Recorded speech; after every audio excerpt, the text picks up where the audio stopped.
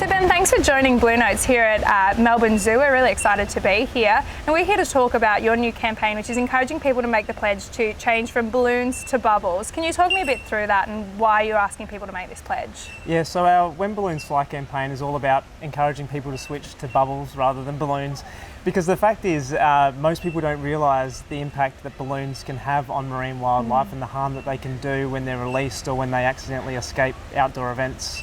And so what led you to this? Did you have any particular data or research that you used to say, okay, you know, we need to put our foot down here and something needs to change? Yeah, there's a number of case studies that we've seen. Probably the most extreme is a case on Lord Howe Island where we have a population of flesh-footed shearwaters there, and these baby birds are quite literally being fed pieces of plastic with the adults thinking that it's food, and that species is in decline, and one of the most identifiable items being found in the birds is balloon clips from released balloons. Wow. But I mean, it's a broader problem. Down at Phillip Island last year we had 6 seals that were disentangled from balloon ribbon. So it's not just the balloons, it's the clips, it's the attachments, and most people have no idea. Yeah, and so obviously we can't ask the animals to change their behaviour, that's quite ingrained, but we can help other people understand why it's important for them to change their behaviour. So what sort of practical things are Zoos Victoria doing to encourage people to make the switch? So what we want our zoo visitors to do, and you can do it online as well, is to make the promise, because that's the first step, is learning about the issue and making the promise to switch to bubbles, not balloons, at outdoor events.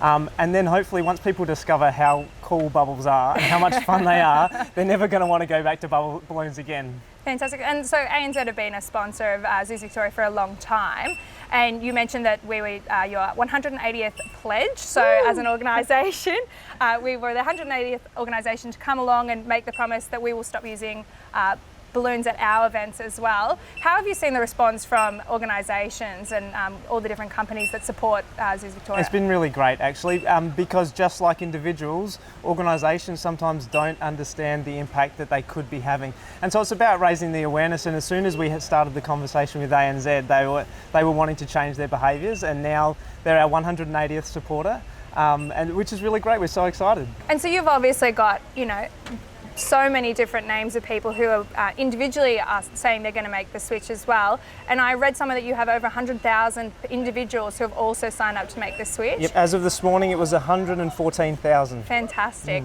So when you were starting this campaign and you were saying, okay, you know, we want to do this, and what did success look like to you? And do you think that you've sort of got to that point, or you feel like there's more you can do? Oh, there's always more we can do. This campaign isn't going to go anywhere in the near future. We've seen an impact, we've seen that social movement begin with 114,000 people, but we're not going to see a biological impact, so we're not going to see a reduction in the amount of balloon waste in the environment until well, probably for a few more years, but also until that social movement continues. So we'll be done with this campaign when we stop seeing birds and other marine wildlife entangled with balloons. And what sort of role has social media played? You know, you mentioned obviously this is quite a social movement. How has social media helped you get your message across and have people get involved? Oh, it's been great. I mean, the thing with this campaign is it's lighthearted, it's fun, it's talking about a serious issue, but it's something that people are happy to share and talk about.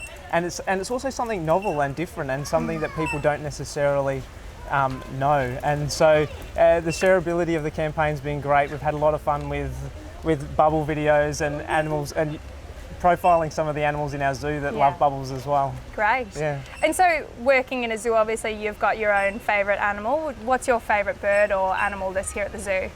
It's not just because we're at the little penguin exhibit today, but the little penguin is actually my favourite animal at the zoo, no joke. I love them. Fantastic. Yeah. Well, thanks for chatting to Blue Notes. Hopefully there's more we can do in the future, and we can't wait to keep working with you. Thanks, Gemma.